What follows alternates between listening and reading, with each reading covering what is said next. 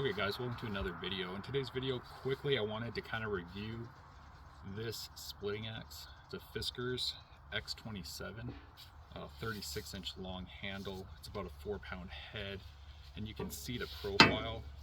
It's a splitting axe, but not a splitting maul. Splitting mauls look more like a sledgehammer on one end, weigh like 6, 8, sometimes 10 pounds.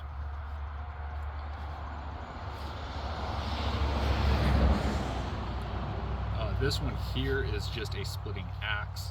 The reason I purchased this as opposed to a splitting maul is what I'm splitting is kind of smaller, like maybe 12-inch, 14-inch diameter and smaller wood. But for some wood you do need that heavier maul. Now in the past, I've done videos on both these, but in the past I have this Fiskers, it's like a 28-inch like boy's axe. And it's really good. It's lighter, so like if you're camping, backpacking, car camping, that one's good. And then I've done a video on this. This is a Husqvarna 2400 or something like that. I can roll in the exact. You can see the profile on this has a lot more of a wedge profile than on this Fiskers. So this one I used for quite a while, and it splits all right. My issue is I'm kind of tall, and this is like a 27-inch axe, so it gets a little dicey, like if you miss a log. And then being shorter handled, you just can't swing as hard, and it's a little bit safer having a longer handle, because if you do miss, which you shouldn't miss, but if you do miss, it'll hit the ground or it'll hit, you know, the piece of wood below it, so there's just an element of safety there. But again, if you're a shorter person, you might proportionally be better suited with a shorter axe. But we filmed, you can see behind us, once this is all stacked, it'll be about a cord. So again, this is just not, it's not really a long-term review of this axe. But the amount of wood that we cut and split with these two, and you can see, especially on this Fiskers, you can see it's all beat up around here. A lot of people think the handle might break, and like I, you know, cut out roots and stumps with this, just because it's lighter, it's easier to swing one-handed, and then that Husqvarna, I use it more for splitting. So again, this isn't a long-term review, but compared to a lot of videos out there where people will cut like two pieces of wood and then review it and say it's really good, I've used it for quite a bit of wood. Now, I'm not going to zoom up on the edge. There are some nicks in here, and what those are from is from splitting off this trailer. There's some places where it's metal, and I might have missed the wood a little bit or swung through, and it might have nicked the metal. But what I use, it's called a Work Sharp Ken Onion. It's like a little belt sander, and this is the fastest, best way I've found to resharpen this. So when I'm all done with this here, I'll plug this in and just freehand it. It takes maybe a minute or two. So if you're serious about like splitting wood, I'd recommend getting one of these to go with the splitting axe. Now, I was looking at higher end, like wood handled council tool splitting axes. The reason I went with the Fiskers was, one, I knew for sure I'd accidentally leave it outside. This is probably just going to be permanently outside, hopefully kind of protected from the weather. But the problem with wood handled is, like, if you accidentally leave it on the ground or out in the rain, it soaks up, that wood handle soaks up rain, and then the sun dries it out and you have to refinish it. And then those wood handles, once they get brittle and kind of sun damaged, they get really brittle and the handles break. Some people will make the argument that once this handle breaks, if it breaks, you can't replace it, and that's why you just buy a couple of these. This was $60. A lot of those higher end council tool and Grand Force broke. There's a lot of high-end splitting axes out there that are anywhere from like $100, $200, sometimes even more than that. And the way I look at it is I'd rather just buy, you know, a couple of these and just have that spare one hanging on the shelf if and when the handle breaks. And then if you have a lot of wood to split or multiple people splitting, that way you have like another splitting axe to pass out, or you give them your old one, you can open the new one. But yeah, I think that's about it. I might roll in some clips prior of splitting. Pretty much what we're doing, this is like a 7x12 utility trailer, and when we piled the wood in here, we cut it to length and stacked it tall.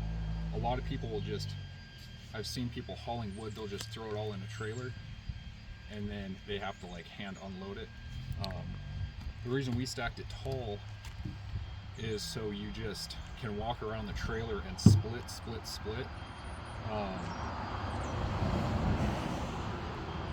So you can walk around the trailer, split, stack that. Some of them might fall before you split it, so you restack it. But it takes a couple go-arounds to get it all split, but compared to traditionally, you know, picking a piece up, putting it on a splitting block, splitting it, this way is a lot quicker. And it makes it better because you can just roll up. You can see we're splitting it here and we're stacking it here. So we're trying to eliminate hauling it as much as possible. So just by doing that, it saves time, it saves energy. Because every time you lift one of these multiple times, it's kind of a waste of energy if you don't have to. So I'll just go around here.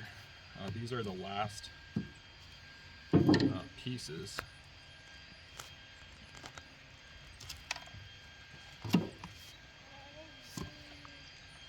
Oh, and before I go, I also picked up this. This is called a hookaroon. Again, made by Fiskers. There's a lot of companies that make these. I went with Fiskers for the same reason, the plastic handle. It's really lightweight. Again, is it the best one out there? Maybe, or maybe not. It was about $40, and it's really useful. In this application, we haven't been using it, just because we're splitting it, and then it's right at waist level. But pretty much when you have logs on the ground,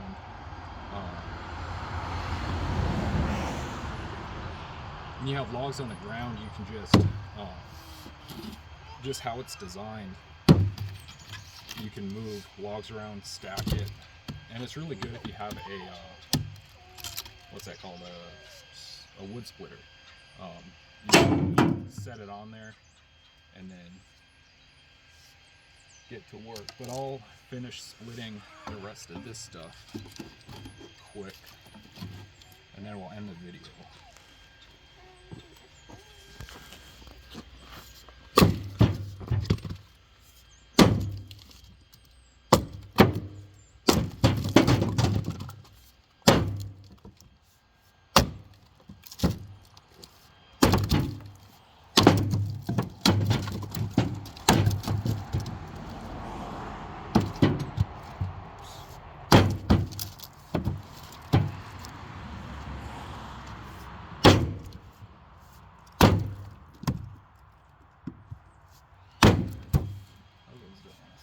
They really don't. Yeah, it's a little tight right here. Yeah. There we go. Those little ones are just... What was going on with that one? There we go.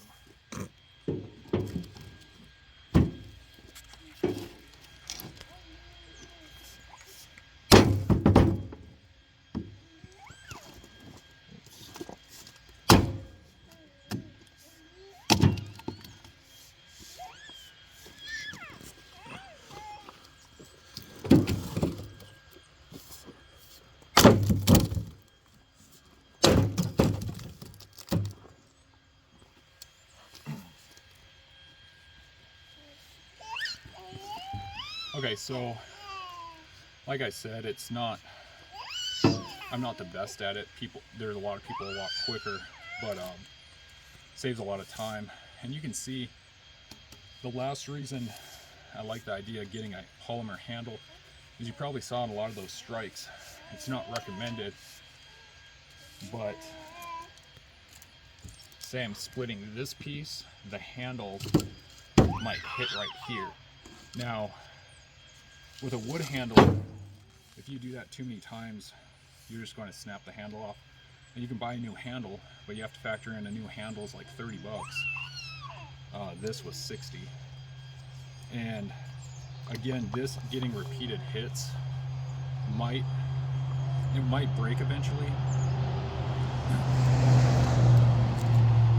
But those other Fiskers axes I have, you know, I've beat them up really bad, hit the handle, not intentionally, but I just use them more as tools instead of collector items.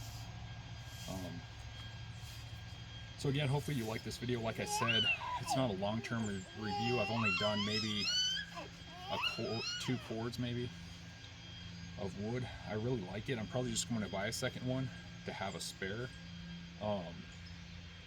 And they also make, I think it's called the x27 splitting axe, and that has like a 28-inch handle.